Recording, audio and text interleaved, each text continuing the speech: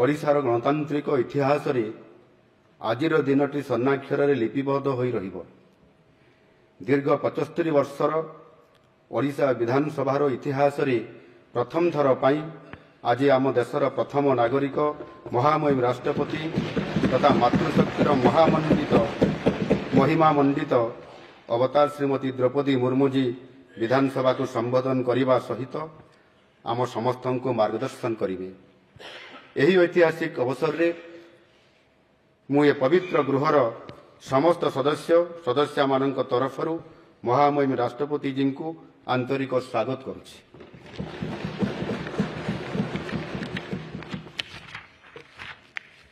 तांकर सक्रिय उपस्थिति आम पई उत्साह आंतरिकता और नुआ विश्वासर महोत्सव। देशर सौभाग्य कि तांको परि अग्नि विजयी महिषी महिला आज देशर सर्वोच्च आसन रे अलंकृता।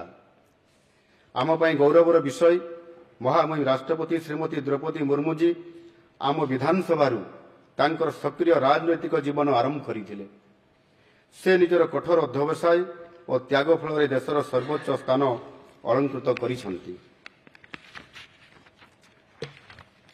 आम पई यह शिक्षणीय से ना निज जन्मभूमि को भूलिछंती ना निजर कर्मभूमि को।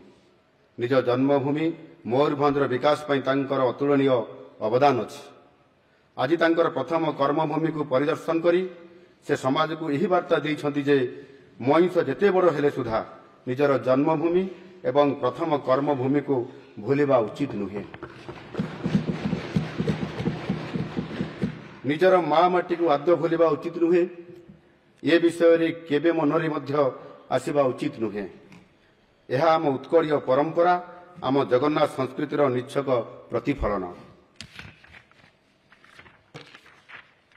माननीय राष्ट्रपति जी मयूरभंज जिलार एक अनामधेय आदिवासी पल्ली उपरबेड़ा ग्रामर एक साधारण सांताली परिवार रे जन्मग्रहण करी समस्त झड़झंझा सत्ते आपण केबे भी जीवन रे हार मानि नाहंती। आपण झारखंड राज्यर राज्यपाल थिबा बेले सेप्टेम्बर 2016 मसीह भुवनेश्वर रे एक अंतरराष्ट्रीय सम्मेलन रे मुख्य अतिथि भाव निज अभिभाषण रखिबा अवसर रे उपस्थित श्रोतामंडली को निज जीवन संग्राम विषय रे कहिथिले।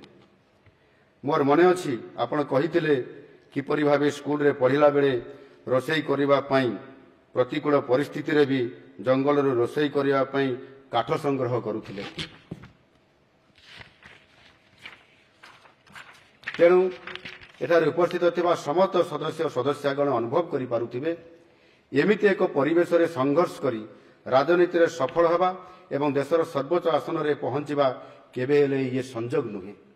यह जनसेवा पई आपनक कठोर तपस्या एवं ईश्वरक आशीर्वाद फल।